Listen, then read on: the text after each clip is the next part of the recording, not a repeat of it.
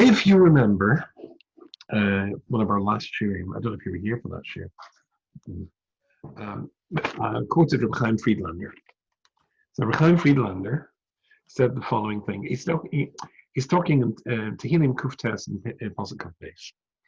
And the Pasuk there said, David HaMelech says, V'libi cholol b'kirbi. My heart is hollow, vacant, perhaps, hollow, b'kirbi. Chazal say, Yerushalmi, Brachas Best, Perik Tes Halacha. Shahorag is a Yitzhara b'levovoi. What it means is my heart is hollow or vacant inside me was levovoi, two bases, to levovoi. I had the door, but it's not. I means both, of course, the double levovoi means the Yitzhara and the Yitzhar. It's not there. I've got rid of my Yitzhar hara. Right? So the question really, which we discussed, I don't know if you were part of that share, was how he could have come to do the thing with Bathsheba. Right? So is this ringing a bell? Yeah. Okay. So let me just remind you of this. So he said there, Rabbi Chaim Friedlander says, Rabbi Destler says in Or Yisrael, in a Gerasim, the beer shnei hashitas b'hageda yitzhara. There are two different shitas, but what is the yitzhara? One says, if it's a yitzhara tivoi, if it's something which is part of you, or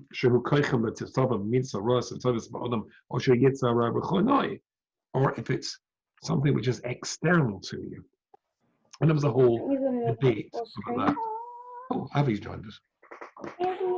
I found a number.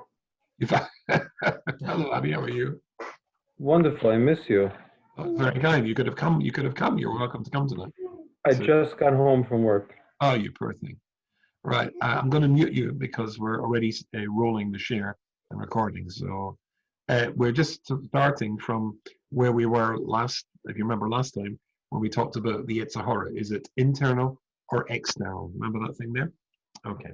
So that's, we said, of course, like all good Jewish answers is a bit of both. But let's take that a stage further. The idea, therefore, how was it that David HaMelech did wrong? What David HaMelech did wrong with Bathsheba? Wrong in inverted commas, because he was compelled to do it in the same way as Yehuda and Tamar. So just pick up my glasses, cloth cleaner. Because I've got no kitchen left. It is the whole house is covered in dust. So I don't know. Just make sure it is you. Yes, it is you. I'm just making sure, Abby, because at the moment you're all dusty, or you were. Okay, so. With regards to the idea of it being external, that means that sometimes a malach can come along and get you and force you to do something which isn't really you. That was regards to David HaMelech and said it to Yehuda and Tamar, and there are other occasions like that too.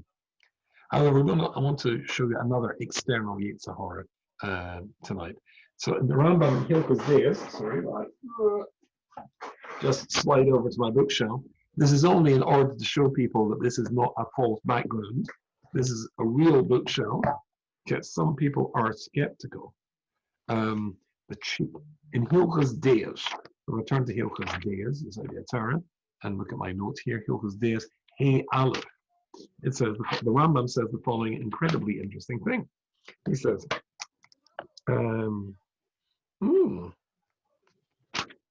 it's not there. Oh, that's why I should have prepared this better before. Hold on. Opens book further. Yes, the Rambam. Good, here we go.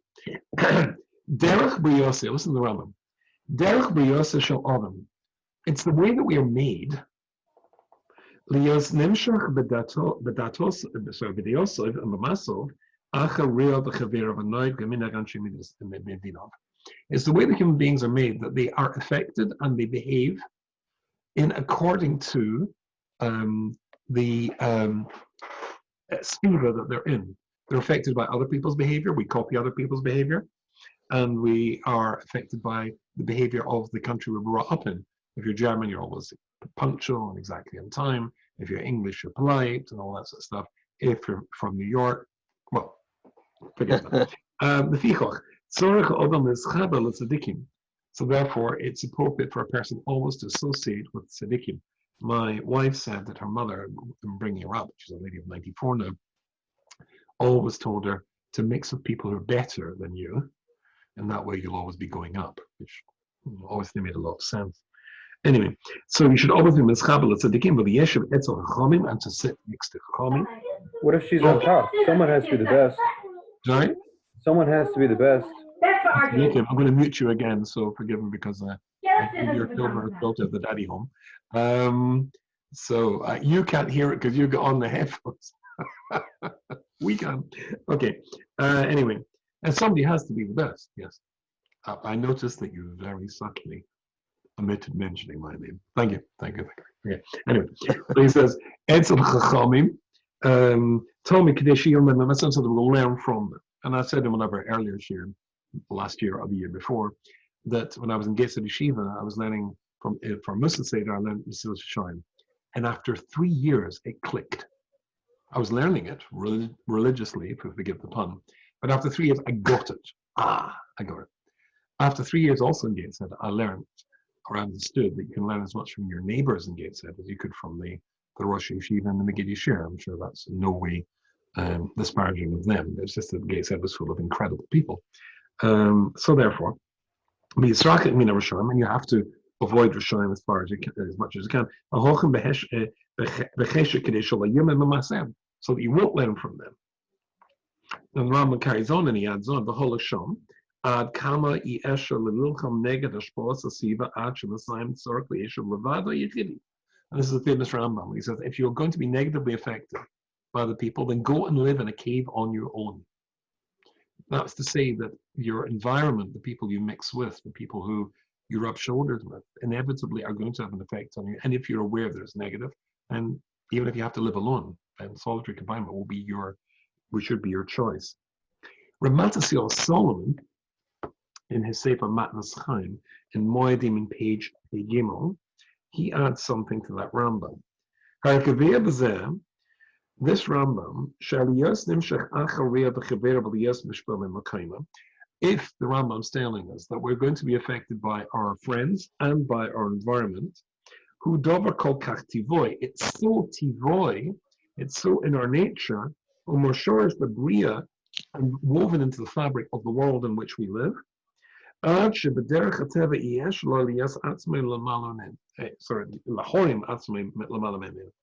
that it's impossible, almost completely impossible, ever to free yourself from the effect of the environment in which you are. And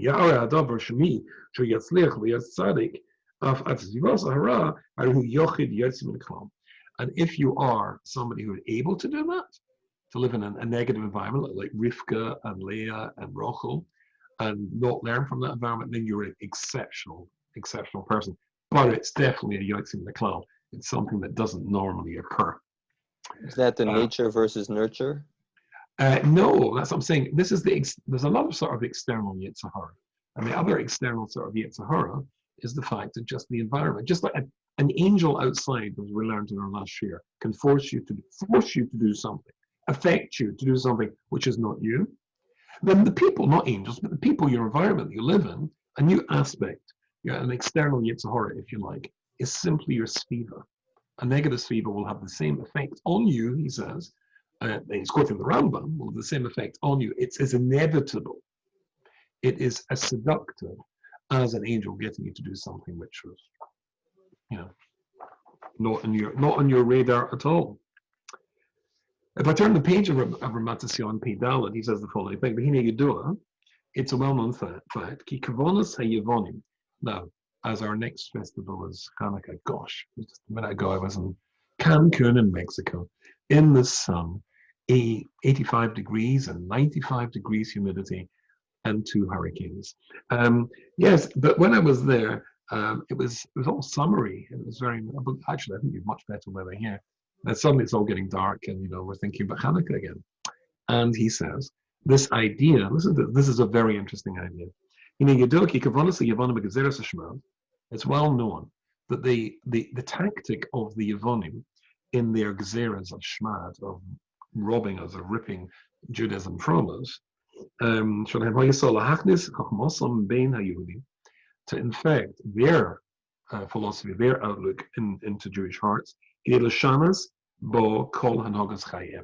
to completely uproot and replace the Jewish perspective, for a Greek one.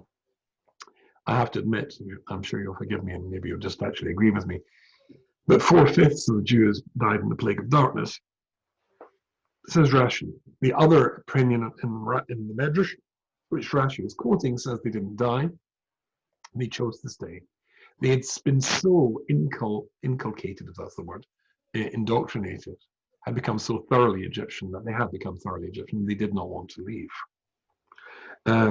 Similarly, he says it the same with the Greek faith. And in America today, if the Mashiach came, what percentage of American Jews do you think would volunteer to go and live in Israel? Would it be 1/5? Would it even be 1/5? Not so sure. I think America, as a, I was giving the thumbs down. I think that America has had the same corrosive effect. And even you'd simply cannot convince left-wing liberal, it's a misnomer if ever one existed, secular Jews that the Democratic Party is not anti-Semitic, which to you and I, when Ilhan Omar said it's all about the Benjamin babies, Benjamin baby, with reference, of course, to Jews, and she gets endorsed by Nancy Pelosi, and they just don't get it. They really don't get it, because they see things the way secular American, non-Jewish people see it, and democratic ones at that. So that process is, oh yes, I think, yeah, no, it doesn't feel like God's Son. I'm only getting one part of your message here. That's what you've written here. Oh, there you go. Come back.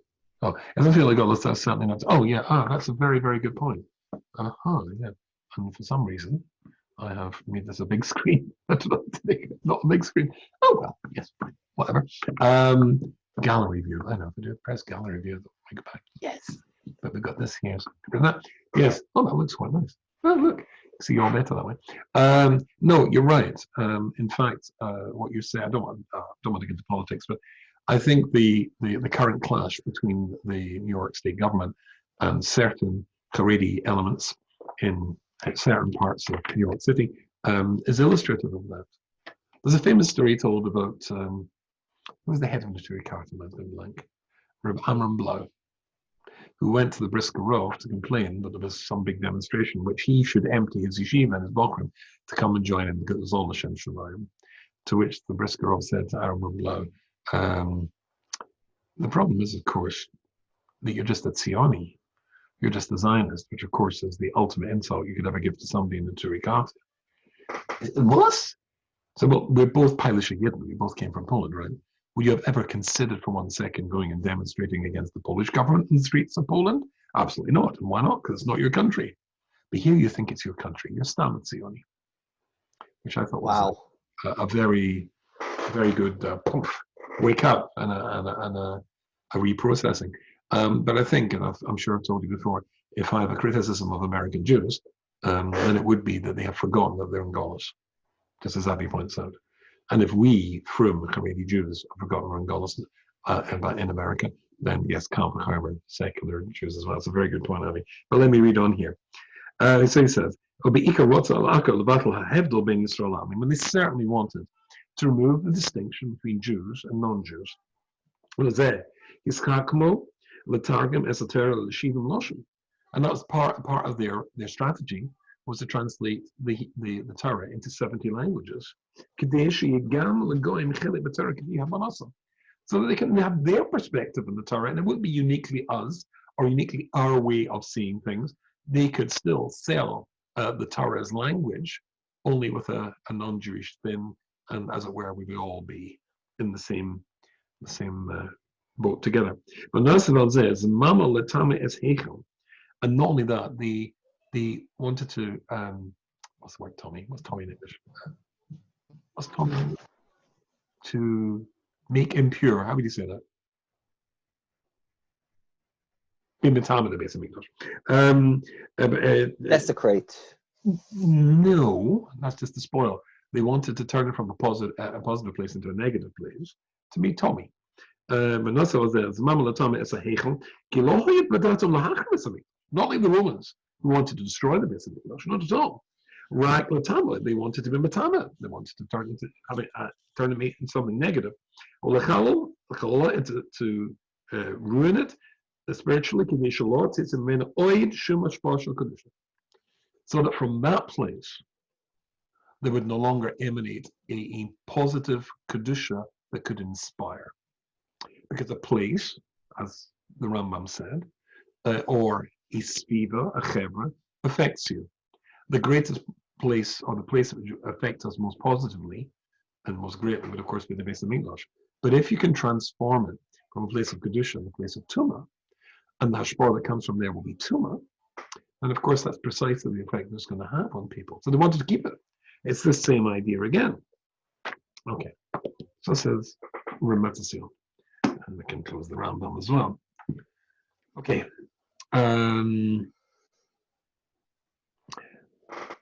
Listen to this. Rabbi Destler, Michta Mediol, in Chelik Aleph in page 153, if I remember correctly, says the following thing. Page turning noises. Oh, this is really very famous, this Rabbi Destler. B'nei Odom choshim shashbos astiva oiseroshim choshem rak al yelodim b'cholush yadas. Says Rabbi Destler. People believe that the effect of an environment, the effect of a society, the effect of people, will only really have an impact on those who are very, very weak-minded and have very, very not well-developed personalities. Aval Enakim, but that's not so, he said. Hasviva is a Rosham Afila al Chochigolo. Sviva affects even the very greatest. So he quotes Shmois Rabbah in Kuf Samach Zayin and Samach Tes when it says, "Vayoel Moshe Loshev Zazaish," and Moshe wanted to go and live with the man. Who was the man? It was Yisro. So let me read to you what the Medrash says here. When Moshe came and said to Yisro, "Please give me your daughter's hand in marriage,"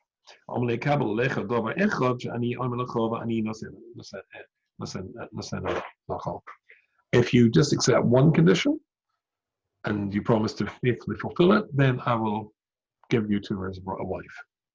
And the condition is that the firstborn son that you have from this marriage should be dedicated and given away to Avodah Zarah. It can be Elach L'Shem Shemaim, but the children you have after that, L'Shem Shemaim. So, of course, if I was to ask you rhetorically, and if you already didn't know the Medrash that we've quoted at least once in our share, then I was to ask you, what do you think Moshe, Lo Kam Yisrael K'Moshe Oy? There was no human being who reached a spiritual height like Moshe Rabbeinu. What was his response and answer to this proposition? You would say he told him to get lost or whatever. He would say politely.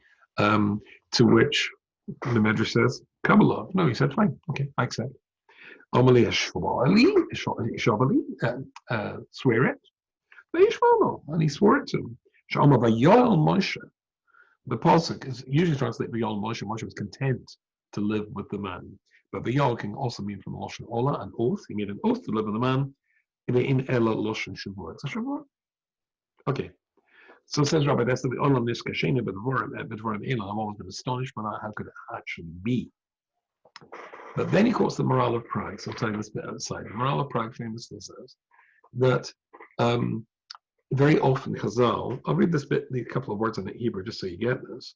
Sheyesh b'dibri Chazal loshen zeh omakach v'kach.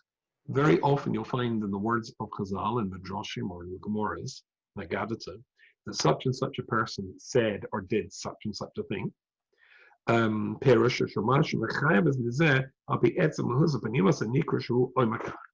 Not that he actually did it, but they will say that he did it or say that he said it because it's an expression of what he ultimately truly was.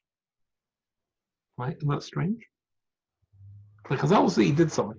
The example, if you remember when we learned this about a year or so ago, I said, suppose you get somebody from Lakewood, where I will be teaching tomorrow. It being the case that Nova Minska Shiva has now relocated to Lakewood so that they can carry on, having escaped Brooklyn. But anyway, so basically, imagine somebody called, I don't know, Avi Gitlis, or I just made that up because, some people are called Avi and some people are called Gitlis, And this Avi Gitlis is a young Talmud Chacham. He lives in Lakewood. He is very, very sincere with his Yiddishkeit. He's learning in BMG, cool, and all that sort of stuff. But he always wondered, I mean, just intellectually, just curious, what's the big deal about pig meat? Why does the non-Jewish world make such a big deal out of pork and ham and all these sorts of things? Now, we've never touched this stuff. But when he's next to New York, he's walking down the street and he passes a Chinese restaurant that sells sweet and sour pork or whatever they do in Chinese restaurants. And he stops, or he walks much more slowly as he comes into get just a feel of what it must be like. They would say about that fellow, Avi Gitlis, that's Avi Gitlis ate pork. Oh, he never did, but it's telling you the truth about him. He was interested in this. So Rabbi Destler goes on and says, so when it was the case that Moshe wanted to live with, was content to live with this man, Yisro, why was he content? So we know that Yisro was somebody who was desperately looking for the truth and seeking the truth. And Moshe Rabbeinu is in charge of the truth, or rather, is fully aware of what the truth is. He also sees in this father-in-law incredible potential. And indeed, there are few characters in the whole of Jewish history who came anywhere near the greatness of Yisro. Yeah, go ahead. At this point, Moshe didn't really have exposure to Judaism. He'd grown up in Paro's palace. He'd yet to been exposed to Kadosh Baruch Hu at the Sneh. So what was his formidable Jewish education? Oh, so that's very, very good. First of all, there is the story that who he's brought up in Paro's palace was, of course, Paro's daughter. The fact that she was the Nile, she was there because it was a mikveh. She was using the mikveh. She was converted to Judaism. She gives the baby over to be brought up by his mother, or to be suckled, or whatever the word is, nursed by his mother, etc. There's an ongoing connection between the two. So he's not a simple person at all. It's not like, oh, is this what Judaism is? He's, his mother, his Egyptian mother, is actually a Gerish with contact with the greatest of Klal Yisrael. So there is a lot there. Although interestingly, bearing in mind what we're talking about, which is Ashfas Asviva. Well, I'll tell you what, hold on, I'm going to come back to that just in a second. Let me just finish this and you see how it interfaces. So basically, let's assume that he knows what's going on. After all, he goes out to see his brothers. He's not an Egyptian prince. He sides with the Jewish people. He flees. And he sees that this fellow Yisro has got all the potential in the world. He's desperately seeking the truth. As I'll say, he'd become the high priest of each idolatrous religion that was on the go at the time. He sees it, he joins it, he becomes the high priest of it. The Pope or whatever sees it's garbage, goes on to the next one, so on and so on and so on. And he's looking for the truth, and Moshe knows the truth. So I'll stay and I'll be mashpia on the man, I'll affect the man. Which sounds very, very nice. And what's wrong with that? In fact, it sounds extremely noble. However, being with him and trying to affect him means that he's going to affect you. A conversation is an exchange of views. You're living in a non-Jewish environment until he accepts Judaism, then he's got non-Jewish ideas as well. If you're talking to him, he'll be talking to you. It's almost as though he was willing to gamble with the effect of living in that negative environment, the effect of living in that negative environment would have on him and his children. And indeed, astonishingly, straight after this, if I can quickly find this in Rabbi Destler, but probably not, later on, in Shoftim Mid Zayin Yud Aleph, our posuk was Vayoel Moshe Losheves Es Hoish.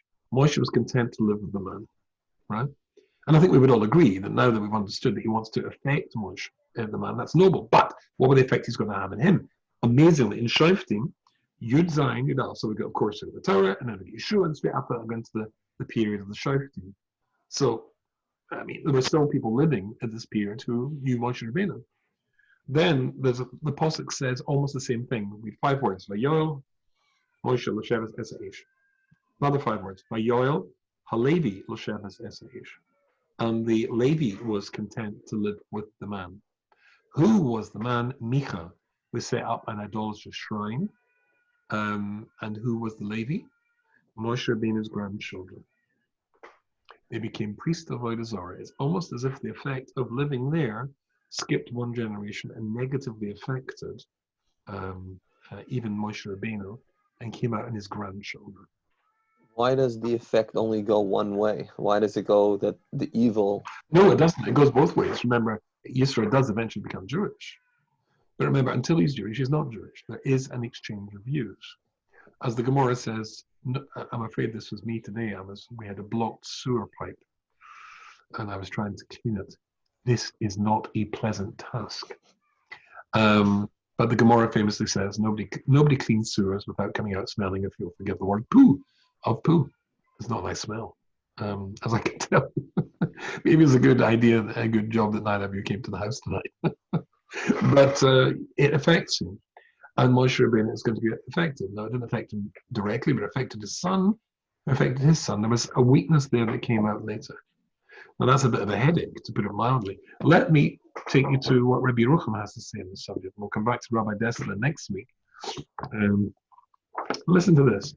Maragla b'pum eloim. Also, this is Das Chochum Musar Chelik Beis, and it's one of the last essays there. In fact, is it the very last? One of the last. It's in page Shin, and it says Maragla b'pum eloim. People are it's a well-known saying. Kidovashu iker v'or. Something which is really important, really fundamental, and really clear. Losh is also ayin me'olam. Darkei Yitzhar. The Yitzhar never lets you see it. The most important stuff in your life, the Yitzhar keeps hidden from you. What was that? I heard a scream. Abby, are you screaming? I just muted you. Take that. Anyway, Darkei Yitzhar should be ikorim ein nois and aplistakal is beinum, because he says the Yitzhar, when it comes to the ikorim, he doesn't want you to look at the ikorim. He doesn't mind you looking at other stuff. They say that, of course, the Yitzhar, Abraham Yitzhak and Yaakov, Tefillah, Chesed, and Tefillah and Torah. Which one did he fight with? Esau's angel, who is the sought and fight with? Yaakov. Torah is the danger. He doesn't mind you doing Chesed, and he doesn't mind you davening, but don't do Torah. That's truth. So he says Rabbi Yochanan, should be Korim Einan Melissa Loyalist Takam Lisbon. He doesn't want you to see the Torah. Just like the Greeks don't. The Imas asking Medova Mach is Rikleda, he who ragged for him is a Erim. The Ikorim, yes, a Gadani. He says, but if he lets you consider the really important things in life, he only lets you look at the smallest aspect of them. In a minute, cloud, but the big stuff, not at all. Shuhamaniach is called Yodli. He throws you a bone. That's an interesting phrase. He throws you a bone, or maybe we'd say he throws you a couple of crumbs. So that we will consider and work on the whole 70 years of our life. And he says, I want to tell you something incredibly important, says Rabbi Rucham. One of these things that the Yitzhar will struggle his whole life to make sure that you don't consider. For the whole of your life, in 70 years, he will keep you away from thinking about this. She's talking about his story, and that is the danger of a negative environment. Well, if we look at the thing in the history of Paul, the story says, what does the Torah warn us about more than anything else? Says Rabbi Rucham, of ma ikar azorasa shel Moshe Rabbeinu Hashem, and what Moshe Rabbeinu consistently came back to. When you turn the pages of the Torah, daf al daf, page after page, the main warning was not to mix with the non-Jewish world, not to learn from their ways. And that is something he said the Yitzhar will do his utmost to make sure you don't go through.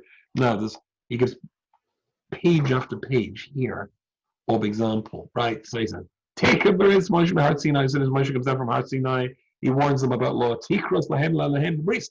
Don't make any covenants with these people. Is that the only example? No, it's got a whole paragraph there of posuk after posuk after posuk after posuk, all the way through the Torah. Be careful not to mix with them. Be careful not to learn from them. Not only that, after 40 years, in this paragraph we do have to learn, and then we're going to come back to this and go into in more depth next week. But listen to this. At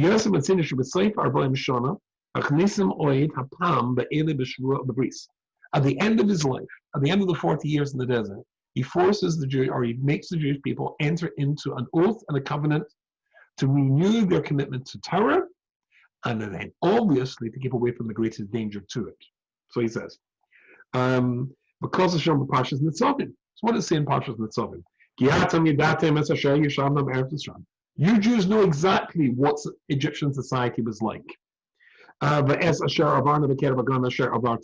what we saw, or what you saw when we passed through the lands to come to the land of Israel, passing through the lands of the idolaters, and we conquered, or we passed by, and we saw that their gods, you saw that their beliefs, their idols were vile. Their gods ate for Eben, Kesef, Zov, Asher. Of course, famously, the whole thing about it, wood and stone, silver, and gold. Because of Rashi, and Rashi says, the Pichach on the Tzrichim Lashliechem. And because, listen to this, and Rashi said, and because you saw it, I have to make you make an oath not to do it. Now, here's the problem. The problem is, I mentioned before, right? I was, down in sewers today, cleaning out sewers, which indeed is full of excrement, obviously. Nobody would say, oh, when you're down there, make sure not to drink any of that stuff. Apart from being strictly talked about. Are you crazy? So here Moshe Rabbeinu says, he saw their God that was all garbage, and that their gods were just stone and wood and this. And why am I telling you that?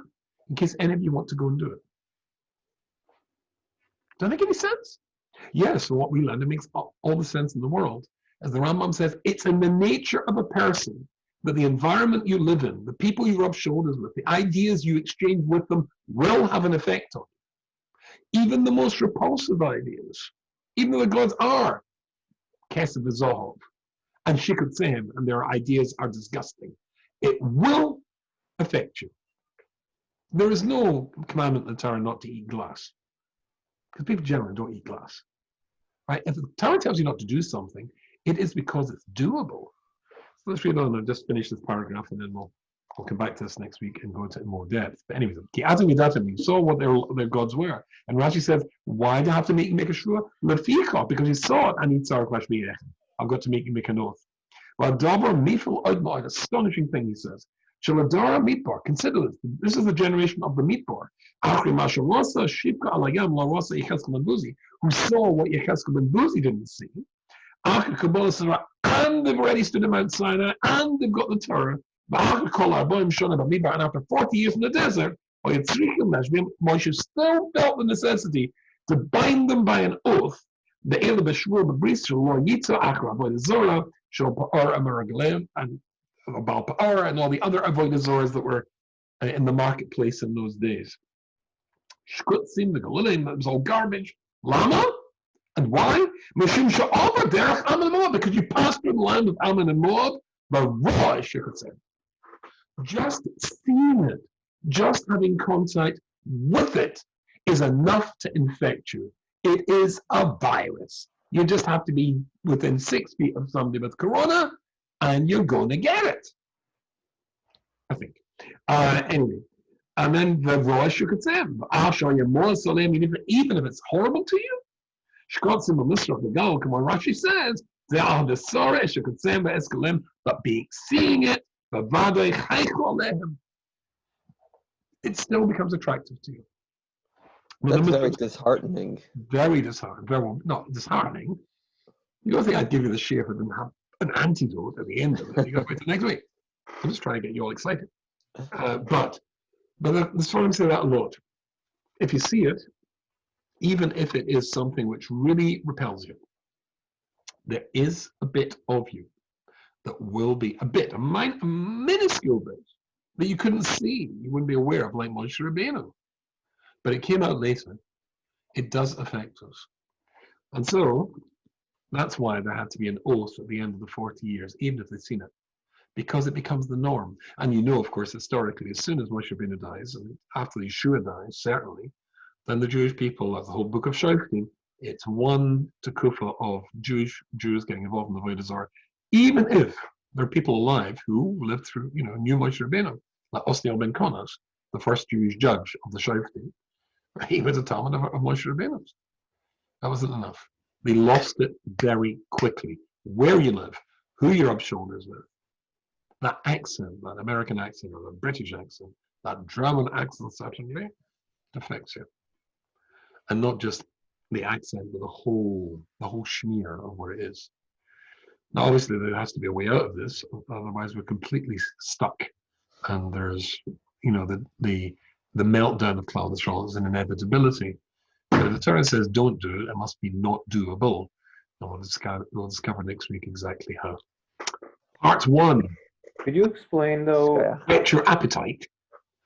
Can you explain though how it skips a generation, and that if Moshe was as perfect as they come, how did it manifest itself in skipping 2 generations to get to the son of Gershom? Well, that's an excellent question. Rabbi Destler, in the same volume, right at the beginning, I can't put my finger on the exact page, but you'll see it if you have a quick look.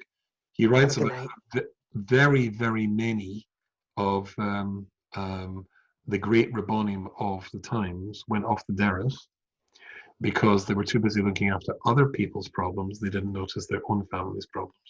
And I can give you lots of examples of that. So at a very simple level, perhaps Moshe Rabbeinu was just so busy with Klal Yisrael that there was a couple of things that just slipped through. There was a guy I knew, one of my closest friends, and his brother-in-law was very, very involved in Soviet Jewry at the time when that was a big issue.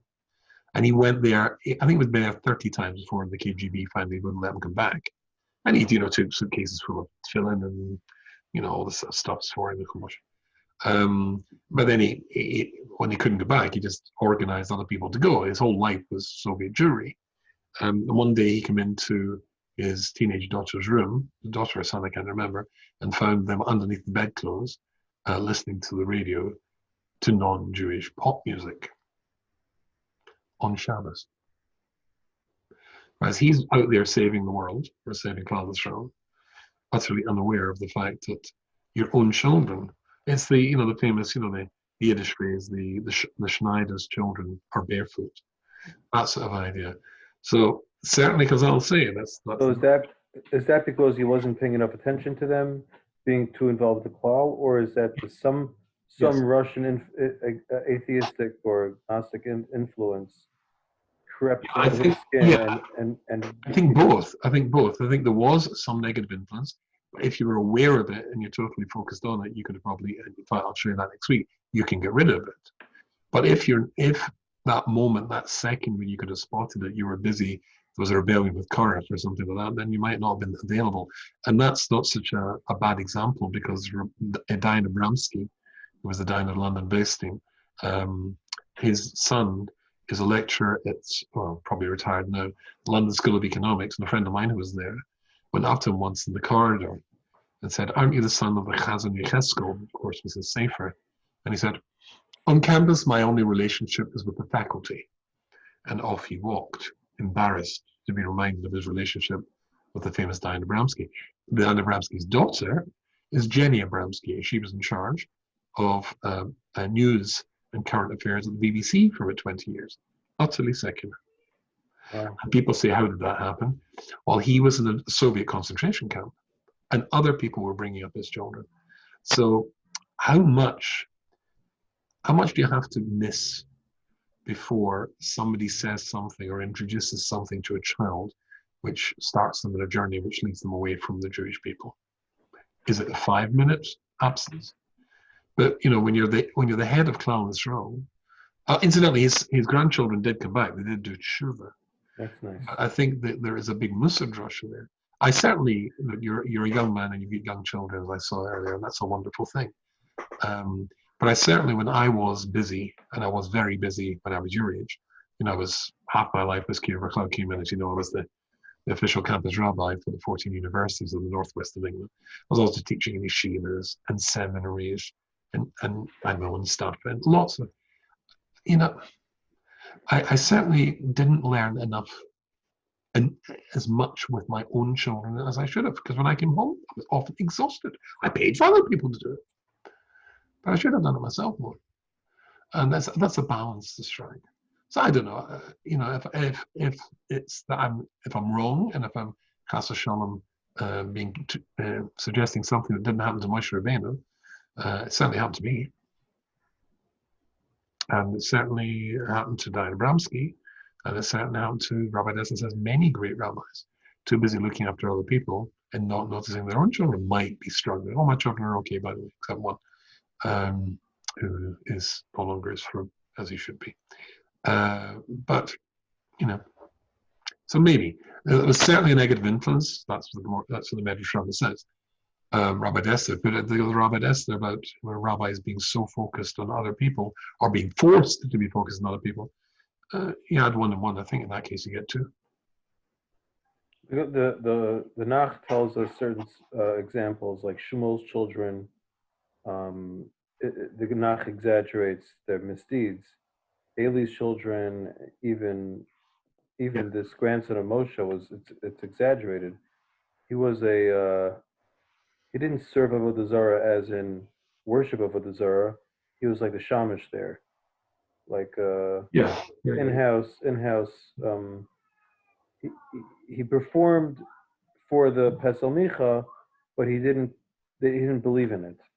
It was just a job to him. Right. It doesn't make things all rosy, but it does mitigate. Yeah, but I still think if you're Moshe Rabbeinu, if somebody comes and told you that your grandson or my grandson, he's not, it's not actually believing it, but he's a choir boy in the local church. I don't think you would be failing with the pride. Right. All right, Ash, it's good to have you back. It's good to be back. Incidentally, my wife decided to go with Greenwood for the work that we're doing in the house. Oh yeah, he's very cheap. He's probably he's actually very nice, but I don't want to be lost in order, but I certainly would have chosen the other. You're clever and particularly wanted you to do the work, so I'm sorry. All right, no hard feelings. Oh, I'm very good. I probably couldn't compete with him anyway. Oh, really? Yeah.